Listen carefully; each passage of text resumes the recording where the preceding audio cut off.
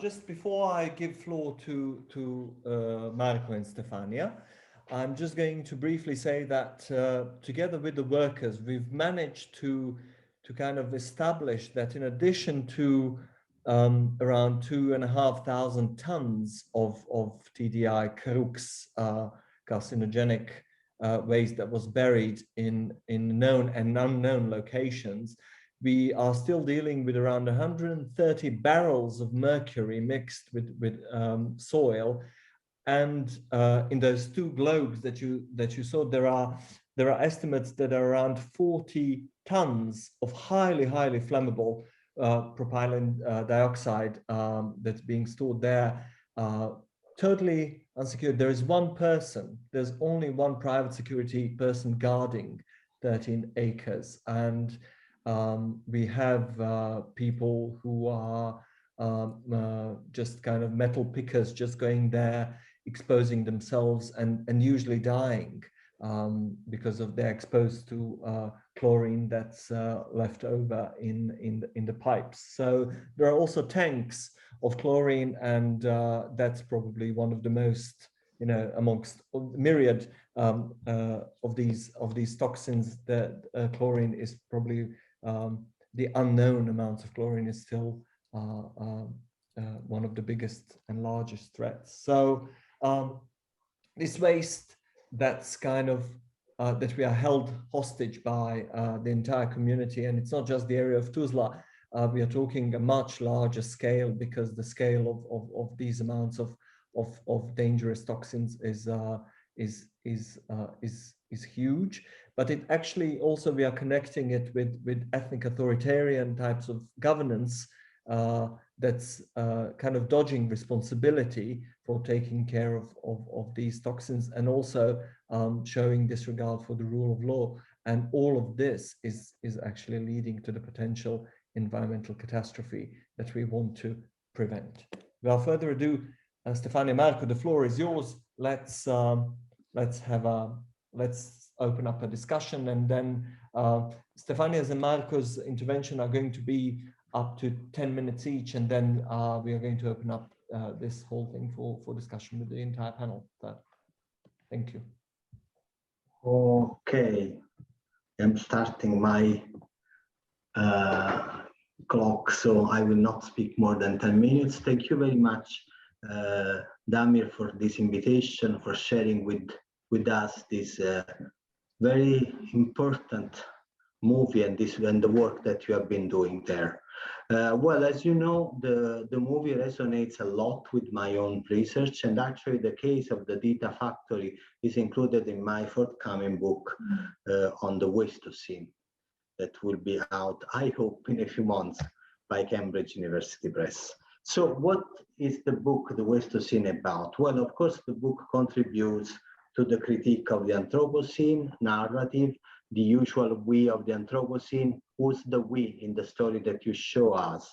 It's a collective we, it's the communities, the workers. Who is the we when we speak about the environment? But also the Wastocene is a way to speak about the reification of the environmental problems. And I am thinking, for instance, of the reification of climate change, that is many times just overlapping with the CO2 emission. The Wastocene is part of the Capitalocene discourse, but it can also work beyond capitalism. Now, Wastocene can be also something go beyond capitalism. But one important thing in the book, and I believe it's also very present in the movie, is that the Wastocene is not about waste, it's not about toxic waste. In which sense? Of course, it's about waste and toxic waste, but it's mainly about what I call in the book the wasting relationships so that produce wasted humans and non-humans. Wasting relationship producing a wasted community.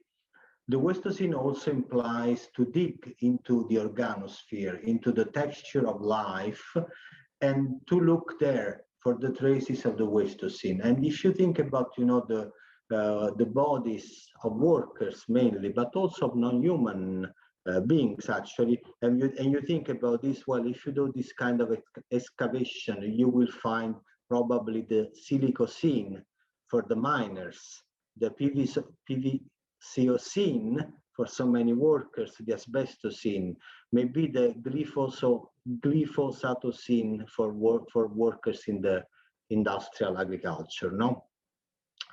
Now, one important thing for me when I think about the wastocene is that the wasting relationships, they are not only about wasting of lives, but it's also about wasting of narratives and memories and stories. So some stories must be wasted in order to keep the wastocene going and be hegemonic. Now, about if I should say something about the movie, I would like to say just a few things that I would like to maybe to reflect with you.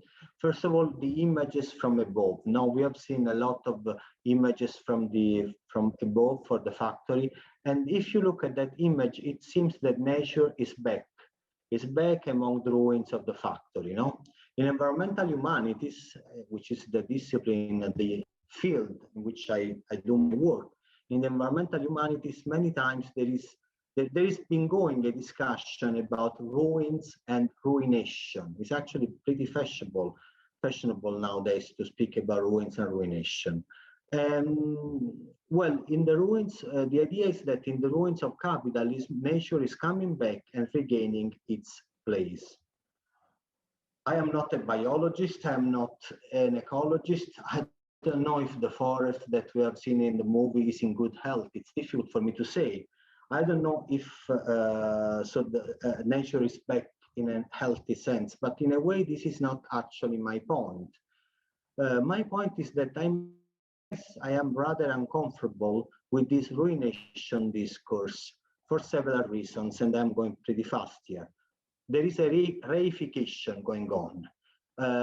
Many times they say, these people working on ruins, they say that, you know, we see capitalism in ruin, the ruination of capitalism. Well, in this movie, you don't see the ruination of capitalism.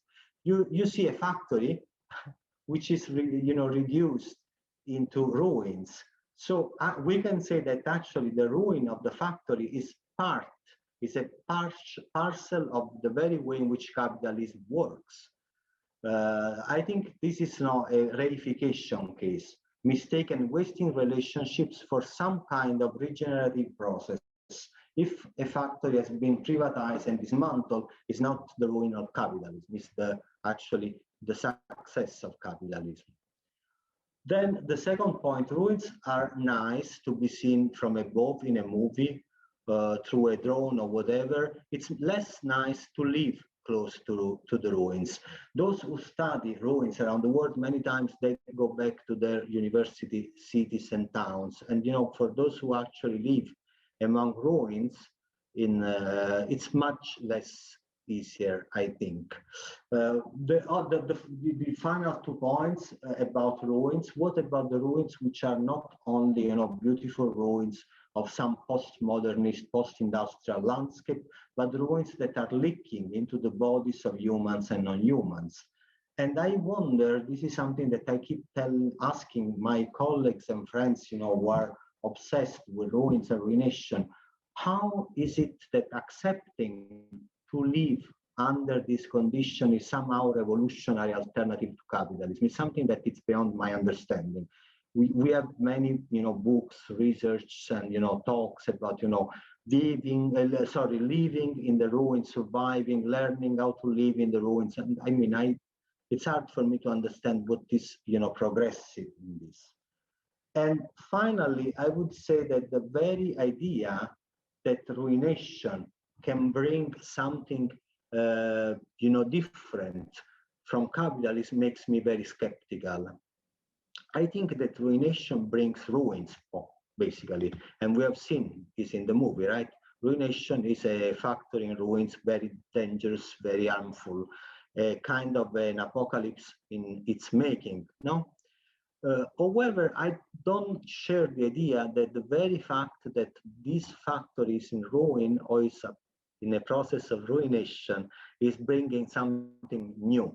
What is bringing something new is not the ruins per se, but I think it's a revolutionary process that I think it should be based on commoning, on sharing, on building a different kind of society, which these things should bring something new. So it's not the ruins per se, but I would say that what we need is not capitalism to ruins itself, because what will happen is that mainly it will ruin the lives of people, of non-human communities, and so on and so forth. But we need new social relationship, because these new social relationships are going to knock down capitalism, and not just, some kind of ruins that per se will not make, I think, a huge difference, apart from probably making things even more harmful for the subalterns. And I stop here, and my clock didn't even tell me that I am done. So thank you very much. Thank you very much, Marco. I'm just going to briefly reflect on that, because I think it's very important that wasted communities is such a deep concern for us working on activism and academia, and trying to mobilize the community around these issues, particularly when it comes to increasingly younger people thinking about their future being a shapeless future, them feeling that they are pushed out of the spaces in which they live because these spaces are contaminated. And we pretty much look at this as a transgenerational trauma, but also the potential site of solidarity that kind of bypasses these insular, closed ethnic identifications, but precisely that this could be the basis for wider solidarity, which can go beyond these matrices of power and governance that keeps people under fear and insecurity constantly. Thank you for this. Stefania, the floor is yours.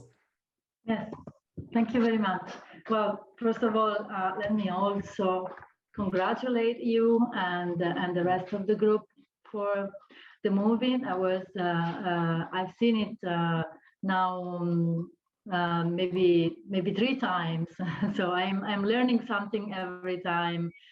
So thank you for all the effort you made also in doing the subtitles for us to understand.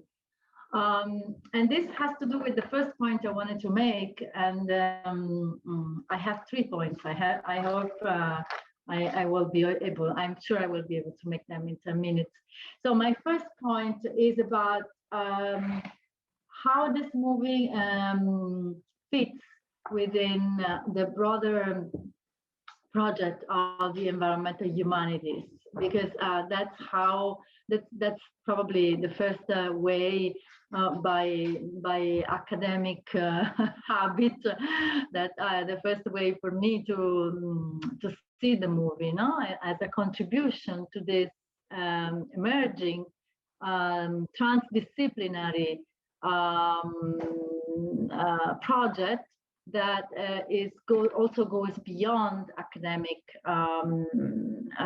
knowledge production, because it also looks at how the humanities can contribute towards emancipatory projects of environmental justice, for example. I think in this movie it's very clear how the humanities can contribute, because the movie speaks to the need for narrative justice, for having accounts of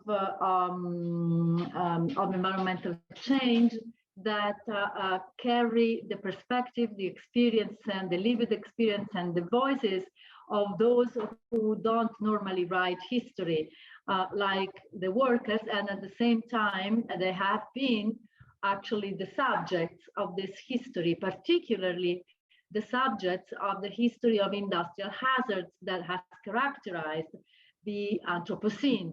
And so if we accept the definition of Anthropocene as the age of industry, and it's coincidence, let's say, with the last 250 years, with the age of really dominance of industrial production over every other mode of production.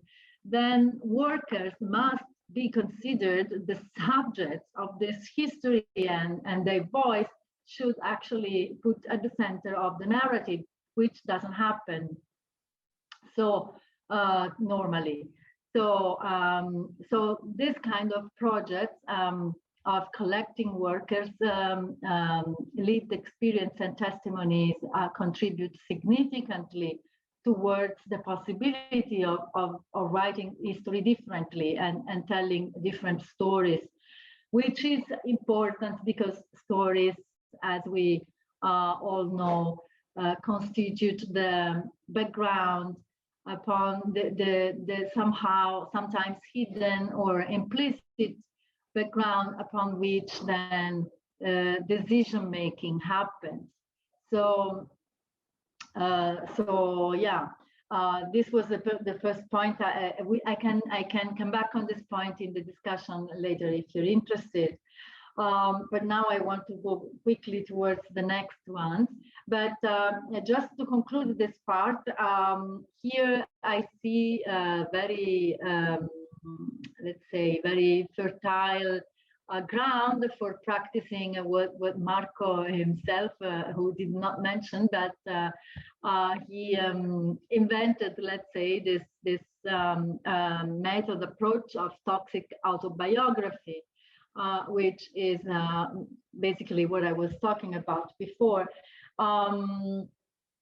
Yeah, and so, and why I think this is important, because normally toxic autobiography is associated with environmental justice research, but in environmental justice research, the voice, the biographies that we usually collect are not those of the workers. They're very much more often, they are those of community members, of people who live in the vicinity of hazardous sites, but environmental justice typically does not cross the factory gates, does not enter in the workplace. So toxic biographies of workers is again a significant contribution to this. Second point I wanted to make, it speaks to what you were mentioning before, Damir, the issue of caring. I mean, this film shows us the caring side of blue-collar jobs, which is something again that we don't hear very often when we talk. I mean, I have been working on the issue of care labor a little bit lately. Typically, the subjects there are not blue-collar workers, right? So here we learn about how industrial jobs have been also key to the regulation of industrial hazards, and also and through it protecting society, protecting communities, and protecting territories, not only protecting workers, but protecting the community and society at large from the potential harm of industrial production. And I can make here some very quick connections with important historical examples of this, like, for example, the United Farm Workers of California that were really instrumental to the passing of, to the banning of DDT in the United States, in the late 60s. Or again, in the United States, the oil, chemical, and atomic workers unions was actually lobbying in Congress to the passing of the Environmental Protection Act, the Clean Air and Clean Water Act in the early 70s, again in the United States. In Italy, the public health reform of 1978 came at the end of a decade of struggles from the labor movement, basically. Struggles that had started at the workplace for the regulation of hazards and for health and safety, and then had made the connection between workers' health and the health and public health at large. So the Italian public health reform included the health and safety of the territory among the competences of public health agencies. So this was a very important connection. This tells us that that there has been a historical agency that is not typically part of the story of the Anthropocene, a historical agency of working class and workers' organizations in contrasting, opposing the hazards of the industrial mode of production, because normally workers are associated, in common sense, parlance and understanding of history, workers have been much more associated with actually industrial harm, as if the workers, as if it was in their interest to support industrially hazardous productions. So this movie, this film, shows us very clearly that this was not the case. The third point I want to make is about the future, let's say, in the sense that the question that this film raises, especially for us people who have not lived in actually existing socialism, is the question it raises is about eco-socialism as a possibility for our common future. So is eco-socialism a possible answer or part of the answer to the ecological crisis today, you know? And the answer here is mixed, I think. On the one hand, yes and no. Yes, in the sense that, as this film clearly shows, there is no comparison between the levels of hazards before and after privatization.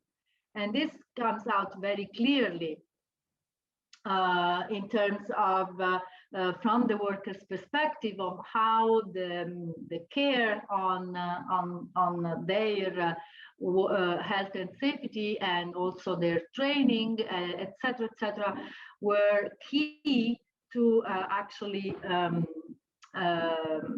let's say to keep under control the hazards of production. But the answer is no if we understand eco-socialism as a project that still rests entirely upon the prioritization of industrial production over everything else. Because still in the film, one important thing I've learned is that no matter how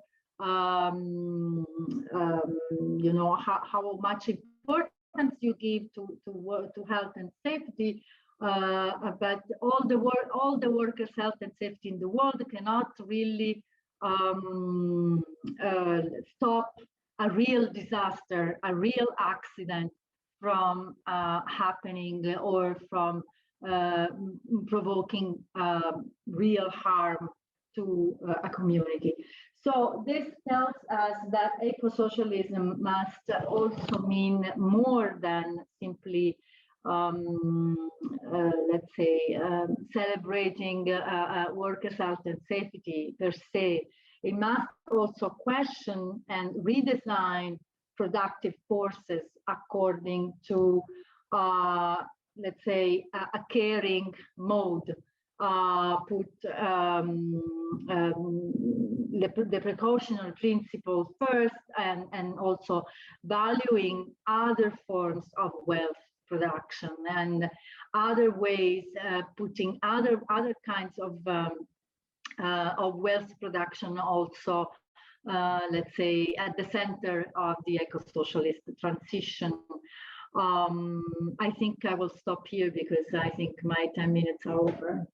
Thank you very much, Stefania. My first association, and I'm just going to give a first association to what you said, and this is the last point you made, you know, what kind of value do we ascribe to this kind of caring mode of societal organization? And I think in Bosnia and Herzegovina, what has been witnessed, and we've been witnesses too, is that social care has been greatly devalued. Society has been completely atomized, it's been brutalized. This kind of predominant emotion of helplessness and powerlessness has meant actually that people are deciding that there is no alternative, or that the only alternative is that they can escape.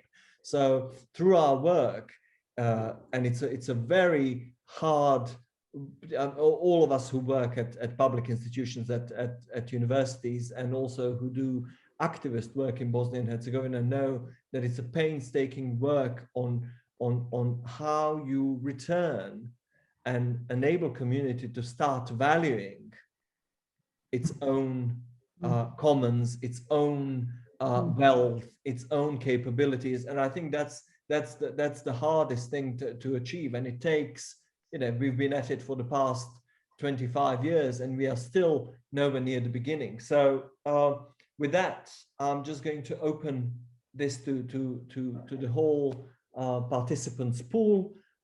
Please, whoever would like to share anything, association, reflection, question, we've opened up so many issues. Thank you, Marco and Stefania, for engaging with the film and with these problems that are not just local, but also they have global resonances, which I think is very important. You know, our aim was not to just say that Bosnia has a particularity. It's part of the international network of these kinds of problems and concerns. So please, the floor is yours. Whoever would like to say something, or please, questions, comments, association. Greetings from Toronto. First, I'll just join the previous commentators in saying that it's a real achievement, the film. And I think it balances extremely nicely a number of relevant issues. And so my hope is that it will do the work and should do the work for which you made it.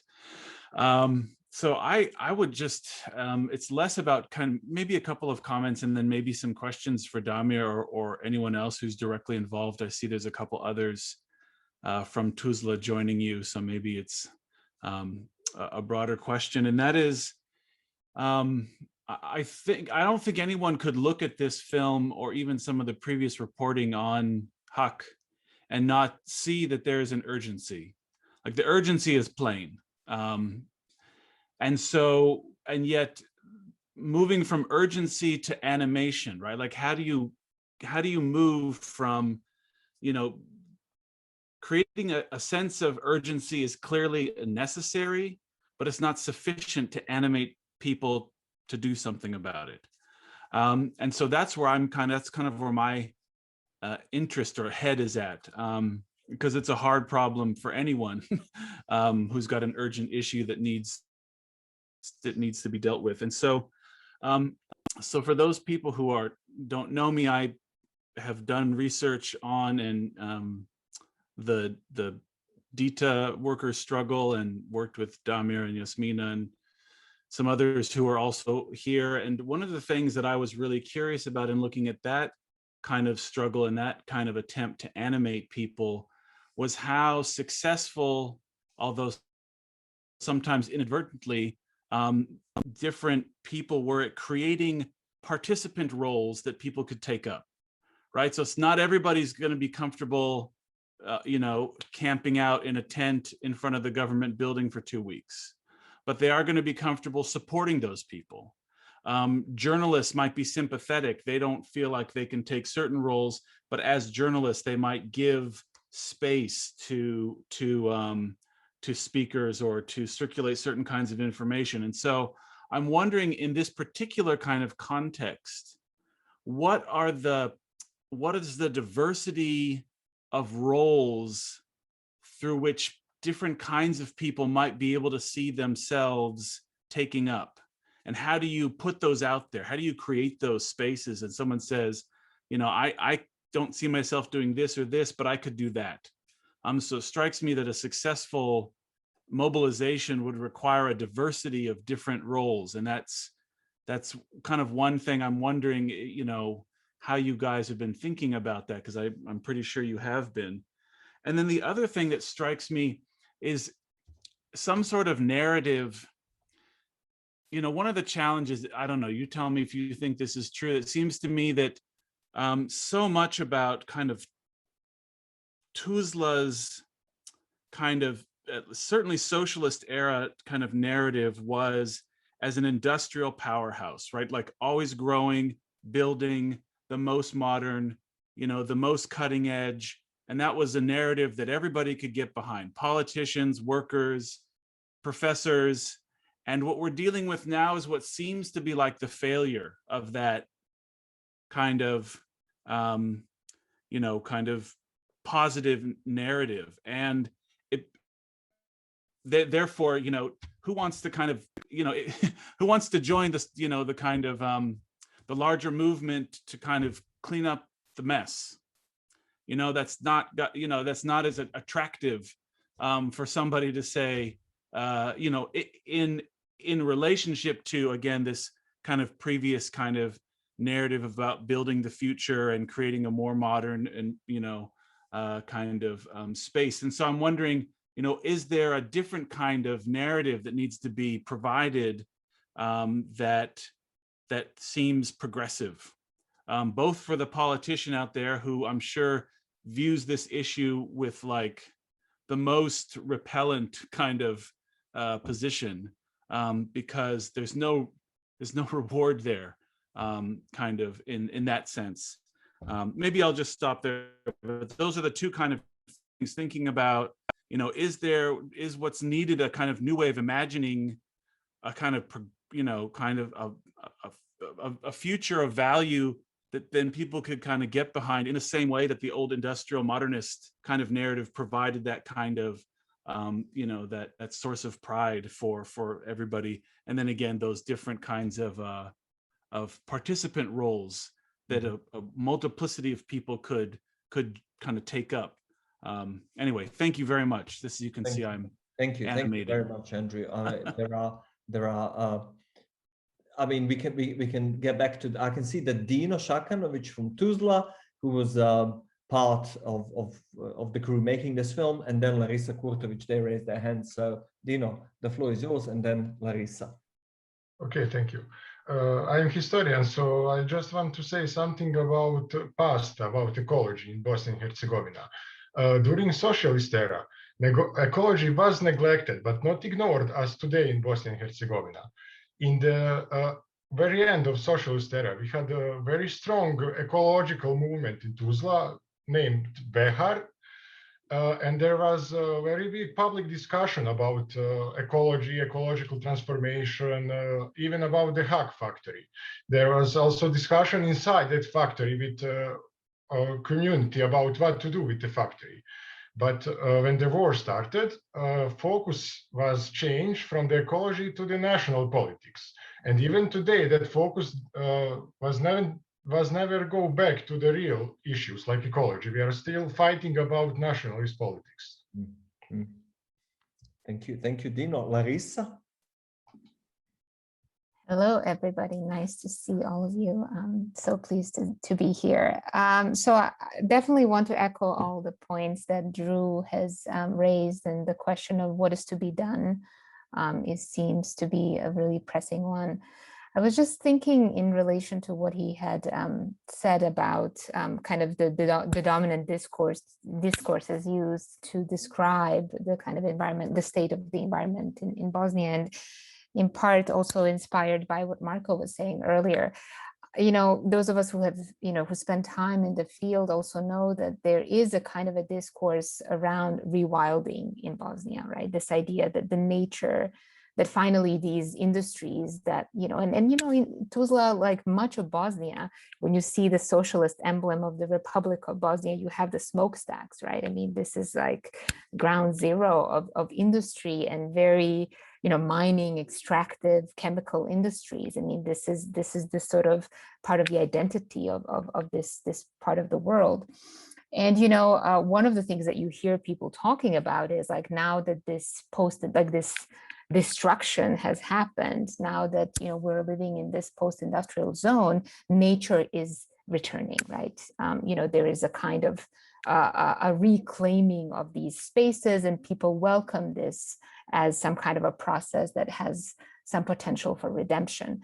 But I think that we need to also do some kind of work to problematize this. And I think HAK is really great, you know, I mean, as scary and as terrifying as it is, to show, in fact, that remnants of these chemicals and these dangerous substances are still there. I mean, you know, just because grass grows over them, or, you know, that there is an expansion of the woods, doesn't mean that, you know, this is like a great kind of ecological situation. And I'm thinking also of the temporalities of all kinds of toxicities that linger, right, that are in the sediments, that are in the water. You know, recently I've been doing some work in another post-industrial town of Vareš, where there is a lake that has formed on the grounds of the former iron ore open mine pit, that, you know, has been now recast as nature, and that the local population has been defending as nature. And, you know, this is, you know, the water actually just filled up without, this is not a reclaimed lake. None of the kind of processes of cleanup, you know, that were supposed to take place ever took place. This was completely accidental. In fact, digging equipment is still down. So this is just one instance, I think, where, you know, there is the question of what exactly are we saying when we say that nature has returned, and, you know, what processes are we ignoring, and what kinds of romance of sort of, you know, future of kind of ecotourism and whatever else not, right? Because this is part of the kind of developmentalist imaginary right now in Bosnia, that we can kind of promote these things. But in fact, there is so much that hasn't been taken care of. There's so many consequences of this, you know, as I think Sake Kolpic kept using the language of accountability, lack of accountability, profound lack of accountability for what is actually on the ground. So I think that that's an important work that activist movements also have to do, and that, you know, scholars working on this type of thing have to do. Thank you very much, Larissa. Maybe I can jump in at this point until somebody has raised a hand to ask or say something. I think, you know, moving, you know, from urgency to animation is such an important thing, because ultimately for the past 15 years we've been inviting people to partake in the losing game, essentially. I mean, you know, we are inviting young people to come and join us in something that's been predominantly perceived as a hopeless thing. So I think Andrew said, so who wants to clean up the mess? I mean, you know, why would anyone want to just go there and go anywhere near the factory that if it blew up, I mean, it would destroy the radius of 70 miles, let alone anything else. So the constant threat, I think, it can be both paralyzing, and I think that's what we are witnessing. We are witnessing this everyday paralysis. I mean, we who live in Tuzla, we have to live with this every day, with this kind of notion of how you're feeling the city that is under constant threat. And this threat can go either way. It can completely paralyze you and disable you from doing anything, and push you into this kind of helplessness, or it can give you this sense of urgency that you can actually, unless it is articulated properly, it can be completely scattered away. And I think this is what we've been witnessing in the past 10 years, on how this activist potential is just crumbling away under this huge task of, we have to do something about this. So yes, I mean, there is an urgency, but as you said, Andrew, there is a gamut of roles that people can play. And this is why, for instance, we've because I know that you are working on a graphic novel on Dita. I mean, we've devised a graphic novel to animate younger people to try and get some sort of new vocabularies and new kind of identification points going on in which they can perceive these environmental hazards, not just as, you know, if they don't want to see themselves in the newspaper like Beirut explosion and, you know, yet another site of accident and fall back into humanitarianism, but they're trying to kind of see where their agency lies. And I think a lot of decolonial and feminist scholarship that we've been drawing on is helping us kind of rediscover and recoup this kind of agency. And, you know, I mentioned this when I talked about what Stefania was talking about, you know, how do we start valuing what we have from these workers who actually use their bare hands to collect the poisons and trying, and the guy who's in flames and he's trying to save the entire city from being blown up, and he's just going to sacrifice his life. So not that I'm promoting this kind of sacrificial citizenship, which I think is problematic in its own right, because we've been acting as substitute performance for government or for the courts. But for instance, couching it in these terms of like environmental violence opens up these tools that are state available. For instance, you know, the workers have taken the owner to the court. They have been awarded certain compensation to be got out. Paradoxically, the court awards them metal tanks filled with chlorine to be sold and for them to compensate that. So I mean, this is the perversity of the rule of law as promoted in Bosnia and Herzegovina. So, and whilst the proper accountability, and we are talking about the European level accountability, because, for instance, the EU can happily sort this out why the Polish owner is allowed to come to Bosnia and extract all of this and dump the waste. So why is Bosnia and Herzegovina? And I think you have younger people who are actually increasingly angry with the EU, is they can see double standards being promoted here. Why is Bosnia a dumping ground and a pit for everything, whilst value can be extracted and wealth can be extracted? So I think you know, the battle is here on so many levels to be won, particularly to win the hearts and minds of the young people, you know, in this. And environmentalism offers them as wide an identification as possible for them to do something to value their own environments, to value their own histories, because we are also talking about the legacies which they've been told that they were born into this kind of failed system and it was inevitable, and it was, you know, this kind of socialist production came at a cost, because people who worked there knew what they were sacrificing, but they were also trying to kind of give and take to put, you know, bread and food in front of their, you know, families, but also to enable them to kind of educate themselves to develop and devise new ways of environmental protection. Whereas in the transition, what you see is just this blatant and removal of any sort of responsibility for the environment, for lives in the communities, etc., etc. Larissa, you were going to say something again. I was going to follow up on what you were saying about citizenship, and you know, it strikes me also that this is a way of claiming a certain kind of a global citizenship, given the fact that youth is taking the leadership position in the world in terms of environmental and climate change kind of struggles, right? And so it's paradoxically, as much as it is about a kind of a local, you know, set of circumstances, a local history, it does also allow one to enter into a kind of a global imaginary, right? And a kind of futurity writ large that isn't even, I mean, if we think about, you know, kind of the damaged planet that we're living on, you know, this is exactly the kind of things that we're talking about. This is Anthropocene, like this, you know, it's not separate from that. It's just a particular local instantiation of it. So yeah, Aida is here. I'm going to shut up. You don't have to. Hi, Aida. I was trying to give some signals that I want to say something. Hello, everyone. It's really Hello. nice to see you. And Damir is constantly practicing building social relations for 20 years already, and even now in Corona time online, it works very well. We are 20, almost 20 people. It's really great to see you all.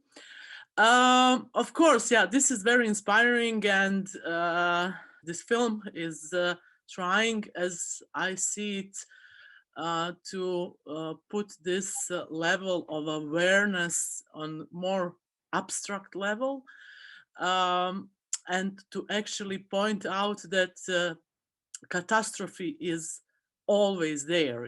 We are sitting on this ticking bomb, and it's really there is no any sense to meditate and eat healthy while you are sitting on toxic wasteland, or when you are breathing toxic air or drinking toxic water. So I see this as an attempt to extend our usual suspect activity circles, activist circles. This famous, studying sociology for a few years at the University of Amsterdam, and at one lecture called Social Institutions, we learned about social action, and they gave an example, the pest in Amsterdam, cholera pest during 16th century. In that time, there were no toilets in houses, so people would throw out every day their buckets to the canals, to the Amsterdam canals, and of course rats, pests would appear, cholera start to spread all over the city. And what happened actually, elite and leaders of the city, they moved out of the city on some neighbor hill. So I call it Amsterdam's Poljine, for example, because we have Poljine in Sarajevo. So elite actually thought, okay, we will save ourselves. But what happened? Rats came also to Poljine, Amsterdam's Poljine, and they became infected with cholera. They start to die. And only then they decided to make a water system and a riolering system, they call it here. I'm forgetting now, also Bosnian and Dutch and English. Who will help me? How you call this? Kanalizacija? A sanitation system. Yeah, actually, only then the elite decided to make sanitation system for whole city in order to protect themselves as well. So actually, this was my question that I'm really asking myself: what would move elite in Bosnia and Herzegovina and politicians and managers and like new elite to do something for the collective good in order to save also themselves and the citizens? What should happen? And now we have coronavirus. I'm not very optimistic because I saw that many people are buying now their own private respirators. They are building their private facilities for helping only their own members of family. So I really wonder if this case that was presented in this film can move at least people in Tuzla canton, in this region, to realize this is not only problem of people who live there, only a problem of people who are taking metal, who are coming to this factory field from time to time to take some metal. This is really like a common problem for all of them, and to do something about the problem. In Sarajevo, I would, when we speak about nature taking over, I have one, not so romantic example from Sarajevo, for example. For many years, actually, I noticed that due to the collapse of Yugoslavia and all these systems, we have more cockroaches and other types of bugs in the city. And what happened, I spoke with the people who are doing sanitation and disinfection in the city, and they said actually that the city of Sarajevo didn't do this kind of general disinfection for more than 30 years, and that in Yugoslavia they did it every year. So actually the question is what can happen also in the urban areas if all those invasive species start to take over. It won't be so romantic as we saw from the drone pictures in this film. Yeah, thank you. Maybe I was too long, but I was really inspired with Thank you very much, Ada. Thank you. Yasmina. Okay, hi everyone. Good to be with all of you here, and I'm really enjoying our discussion.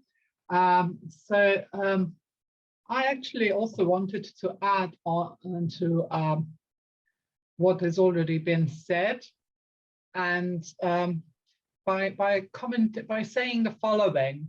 It is, I think, extremely important for us to talk not just about care, but about social care, because care can be private care and privatized and wedded to the kind of politics that is not necessarily the politics, emancipatory politics or politics of equality that I'm thinking of. So basically the one that really kind of builds social good together or public goods or creates different kinds of social relations that are more just or different or more just and more equitable social institutions, etc. So I think it's, for me personally, it's important that when we talk about communities of care, landscapes of care or temporalities of care, we actually perhaps insist on this notion of social care. So the care that is collectivized, that has this dimension where we actually can put together the concerns of labor and labor movement and feminist movement and leftist movement and environmentalist and ecological movement, because I think this is a very powerful notion. So just a comment, and I know that most of you agree with me, but I think in that way we also say a very important message, and that is we must not allow privatization of care. We must not allow this crisis, including the pandemics, to result in further privatization of care, but actually we have to insist on socialization of care and collectivization of it. And so that's the point that I wanted to make. And what I find very encouraging in the region, not only in Bosnia, but in former Yugoslavia, of course we can look at it globally, but what I want to say about former Yugoslavia is that even before the pandemics, there has been this move already, this awareness among certain circles in feminist movement, also in leftist movement and environmentalist movement, that we have to build new coalitions. It's been people already started really openly talking about bringing together some transformative energies and actors in the region along these three lines together. But I think that this pandemic's a little bit stopped the regional push towards something like that. But I think that actually is being rekindled again, and I think it's kind of quite important, because I think there is a lot of worthy grassroots energy, not just in Bosnia but around us, that have to be somehow networked and mobilized together around certain issues on global and macro scale. Thank you. Thank you very much, Yasmina. I think yeah, it is important to underline that regionally there has been or there started to be a movement a couple of years ago to build a completely new ecosystem of social care. I mean, Aida mentioned about how privatization of care is already being furthered through people having to take care of themselves in the pandemic. How they're, you know, it's sort yourself out, you know, either through the vaccine or the, you know, the ventilators or medicines or something like that. And I think Yasmina's point about social care is very important. And I think that has been kind of building up, because the lesson has been learned that for the past 20 years, the modes that prevailed in activism hitherto were just not yielding anything. I mean, they were just kind of co-opted, or they were being moved elsewhere. Tag, and then Yasmina.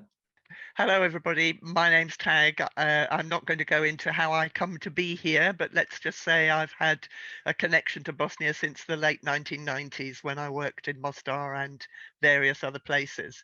I just wanted to contribute something quite short that might not go anywhere, but it kind of goes back to what Andrew said about how do you move from urgency to animation. And this is something that just popped into my head during this discussion.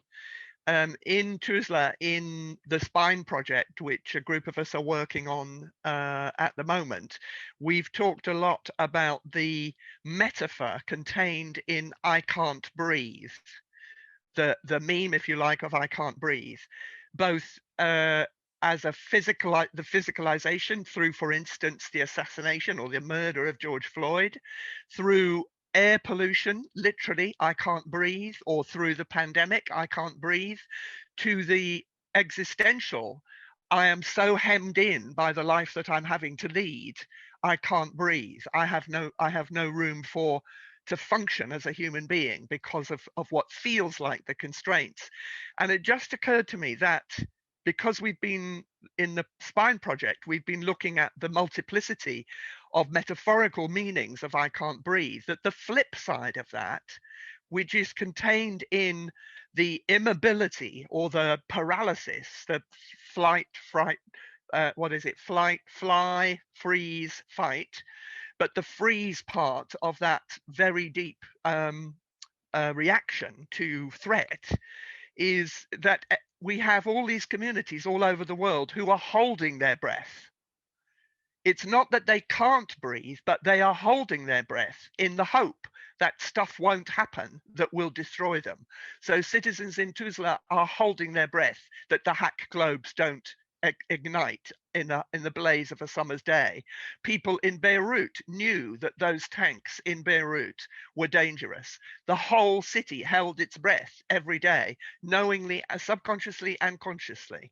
So somehow or other, there might be a thread which is about connecting up all the people all over the globe who are holding their breaths in the face of these kinds of threats, which is an absolutely insubstantial way of dealing with or defending yourself against the level of threat.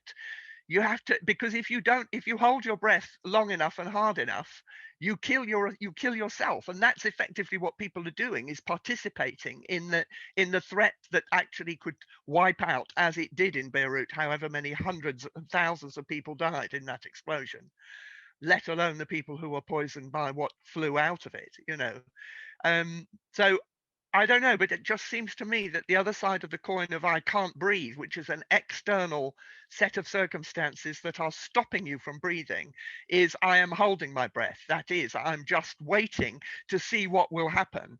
And that notion, that limbic reaction of freezing in the face of threat, there are occasions when that might get you out of trouble, just like running away might get you out of trouble, or just like fighting might get you out of trouble.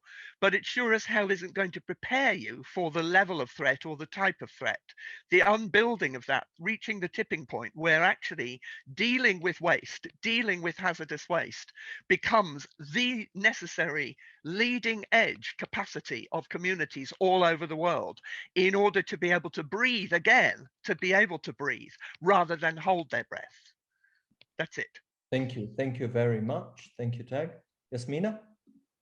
I already have something else to say, considering what Tag was mentioning now, and it reminded me of something, but I think my first instinct was just after Damir commented on something earlier, and that is, I think that in addition to my comment about social care, and that is that unless we actually build these infrastructures of social care, we are just going to burn out, even in the attempts to care in this way or that way, etc. So without this is at least what we have learned so far through our activism, the lessons of this draining of energy, of deep core burnout at the core.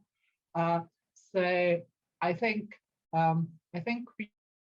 we are at an advantage at the moment, because I think we've already internalized those lessons, and hopefully we are clever for it, and we can think differently of how these infrastructures of social care should be approached and built, including material and material affective, but also the ones that are quite connected to very real political economies around us. So I think that is, we go back to our key questions: how do we work together? And in this case, I think for me, the most important thing is how do we continue strengthening and materializing these infrastructures of social care.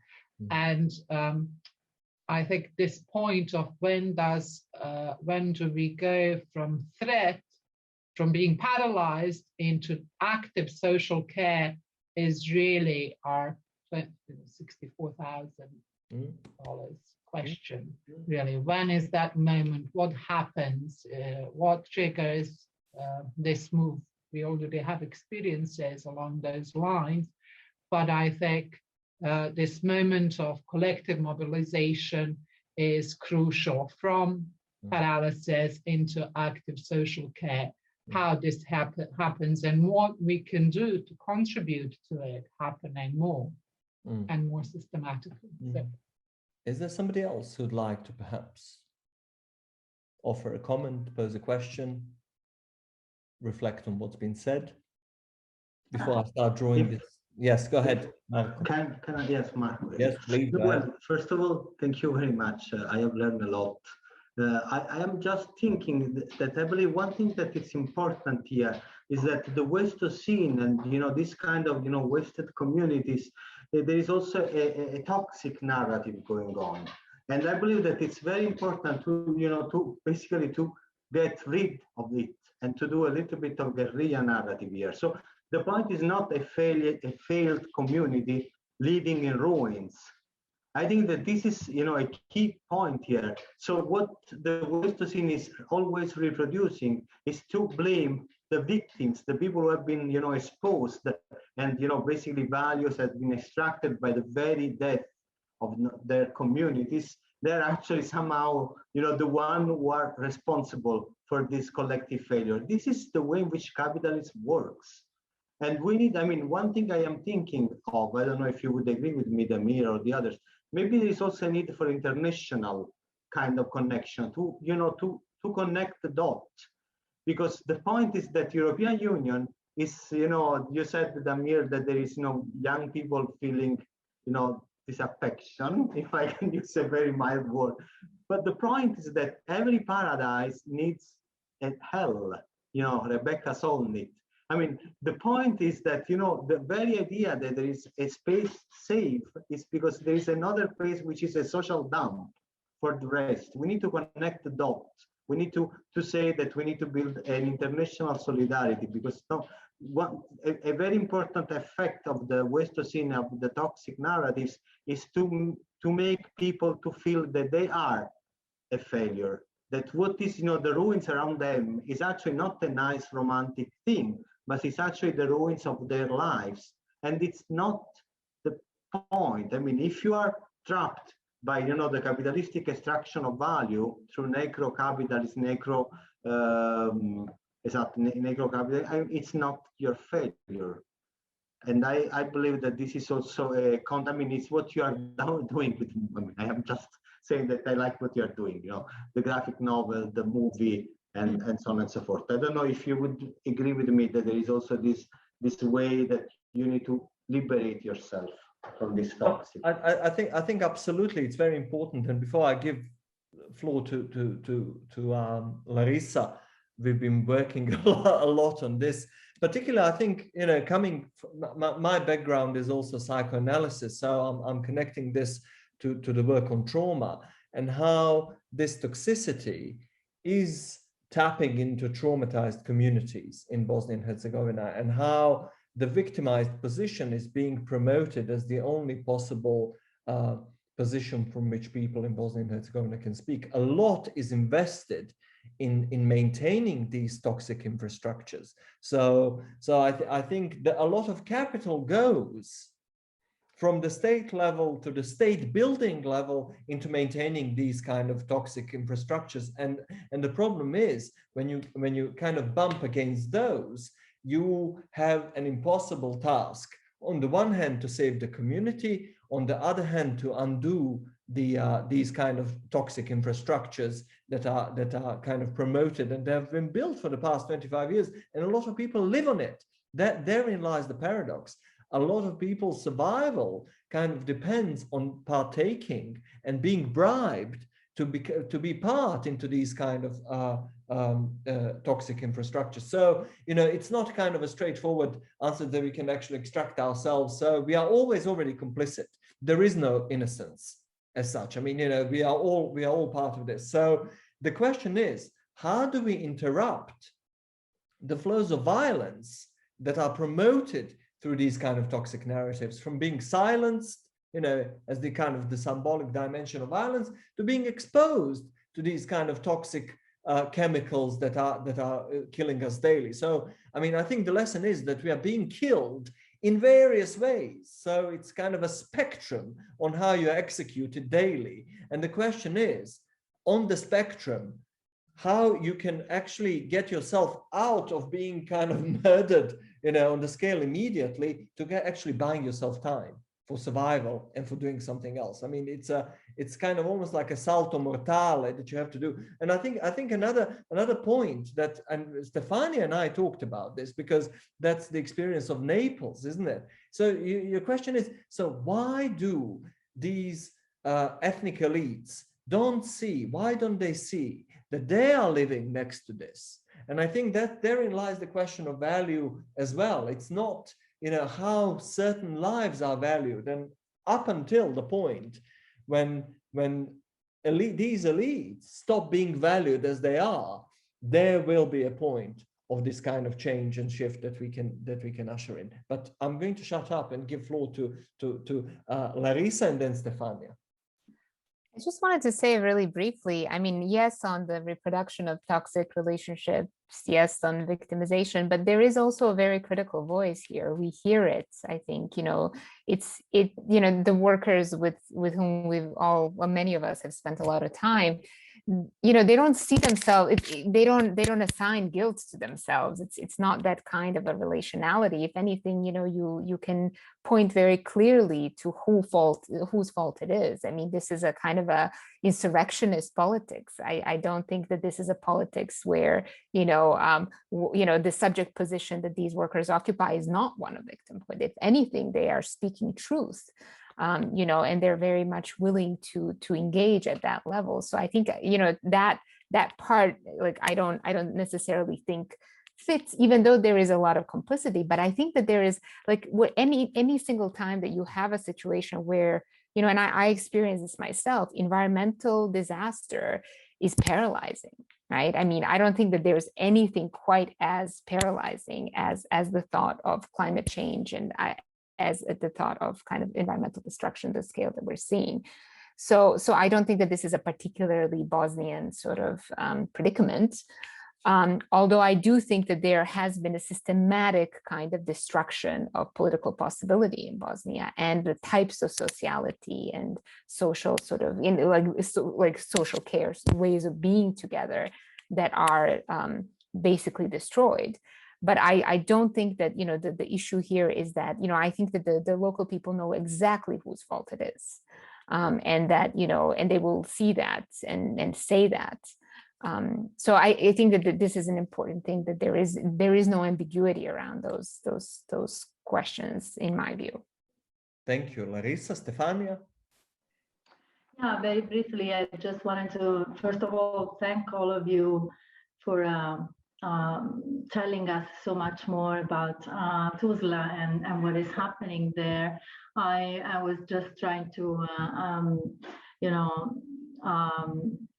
cope with this wealth of new information, and think about the question of what is to be done. But I don't have answer on that. So the next one I need to say, I just want to actually to formulate more like a question, going back to the fact that we are in this film and in this story, there is this strong workers' subjectivity. My question was, where are the unions in all this? In the sense of, I can imagine that they are very problematically positioned, but at the same time, mine was more like also sort of an invitation to do not think past the unions by default, because that is what the environmental movement and more specifically also the environmental justice movement have been doing a lot for good reasons, for very good reasons. But this strategy, that it didn't take us far, in the sense that we have actually lost a potential powerful allied, and not powerful in the sense of ruling power or kind of negotiating power, but powerful in the sense of potentially system change. So this potentiality is there, even if currently trade unions might not seem to remember that. And perhaps they need us, other people, to remind them of the system changing potentialities that is embedded in workers' organizations. For example, at this point, I am working a little bit on the Just Transition platform, which is it's a political platform put forth by the labor movement, actually, to discuss climate politics on labor's terms, with the aim of not letting capital to completely redesign everything on the back of workers. And on that is a platform that was originates from the 80s, but basically became officially international trade unions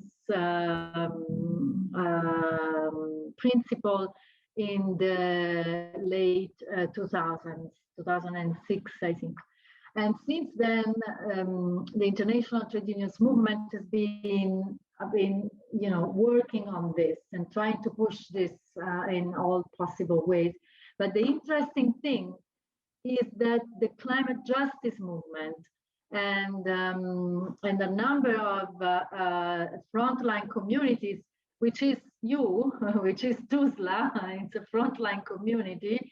A number of organizations, of grassroots organizations in this arena also have seen the Just Transition as a platform where they might find a space for bringing forward also environmental justice politics. And so there is a strong potentiality for convergence between the labor and the environmental justice movement on that platform.